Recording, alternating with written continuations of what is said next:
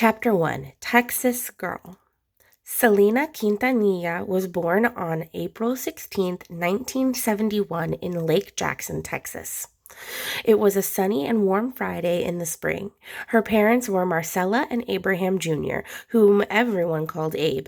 She had an older brother named Abraham III, or AB for short, and an older sister named Suzette. The Quintanilla family was Mexican American. Their ancestors had immigrated to the United States from Mexico in search for work and a better future. Life was hard for Texas. Life was hard in Texas for people with Mexican roots, or Mexicanos. It had been that way for over 100 years. Before the Mexican-American War began in 1846, South Texas had been a part of Mexico. People there were free to celebrate their heritage, which combined Aztec, Mayan, and Spanish cultures. But in 1848, the United States took control of the land above the Rio Grande, which is a river. Mexicans in Texas now found themselves in American territory. White Americans, or Anglos, did not want them there, and Mexico itself was now divided. Southern Mexicans distanced themselves from Texas Mexicans in the north, whom they called Tejanos, the Spanish word for Texan. Even though they had been living on the land for generations, Tejanos faced a lot of prejudice. Abe had seen it himself as a boy in Texas. When he was in school, he was sent to the principal's office and hit for speaking Spanish. Some Anglos even put signs on their stores that read "No Mexicans." And the city of Corpus Christi even went so far as to code their citizens by language and color.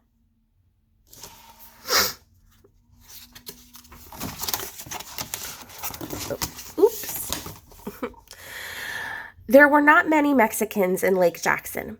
Marcella and Abe did not want their children to feel the unfair treatment that they had experienced growing up.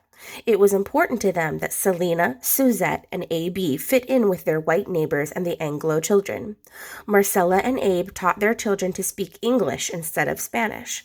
Even Selena's name was pronounced the Anglo way, Selena, instead of Selena. Selena, Suzette, and AB loved growing up in Texas. The family had a home and a nice neighborhood, and they had many, many friends. A flowering pink mimosa tree bloomed in their yard. Locals called the area Snake Jackson because it was so hot and green, it reminded them of the jungle. The Quintanillas were Jehovah's Witnesses. This meant that the family spent many afternoons walking door to door preaching in their town. Everyone loved Abe, Marcella, and their 3 well-behaved children. Growing up, Selena was an adventurous tomboy. She played kickball outside and caught fireflies at night. She challenged boys to races and usually won. If someone dared Selena to do something, she would do it. Though she was small, Selena was never one to back down from a challenge or a dare. One time at school, a friend dared Selena to flip her skirt over her head, and just as she did it, a teacher caught her in the act. Selena was completely embarrassed. Yes, please don't put your skirt above your head. The teachers and students at O.M. Roberts Elementary School loved Selena. She was very polite, got good grades, and was always smiling. She even kept a good attitude when she had to skip other kids' birthday parties or holiday celebrations. Her religion didn't celebrate these things. At home, Abe filled the days with music. It was important that his children share his passion. When Abe was young, he had been in a band called Los Dinos.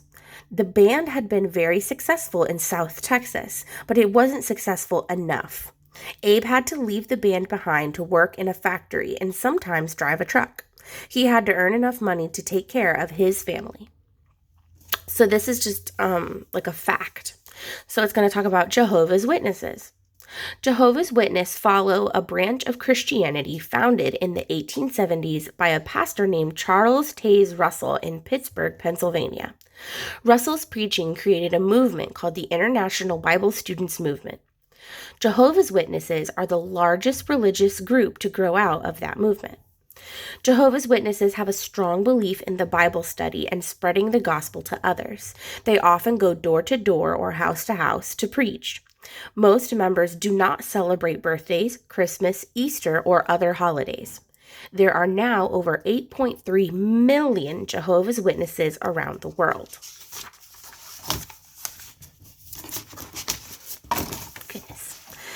Teaching music was a way to pass his dreams down to his children. For Abe, it wasn't a hobby, it was required. When he taught AB to play the bass guitar, not a bass, not a bass, but a bass. When he taught AB, to play the bass, they would practice for hours. Selena would get jealous and sing her father's favorite songs to get his attention. Her voice was strong and beautiful. Abe felt she was destined to become famous. Abe saw that his children were talented enough to form a family band. AB played bass while Selena sang. Suzette played drums, even though she hated them. She thought drums were for boys.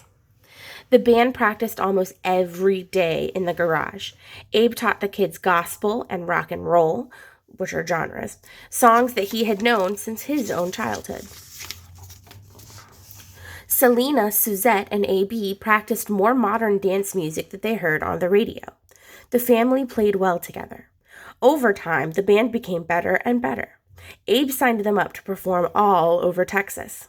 They played at small clubs and restaurants in Houston. They were the opening act for a band called La Mafia. They even won $200 at a county fair. Selena was still only 8 years old and shy around strangers, but singing gave her confidence. Audiences couldn't believe such a beautiful voice came from someone so small. This little Texas girl was something special. And that, we are on chapter 2.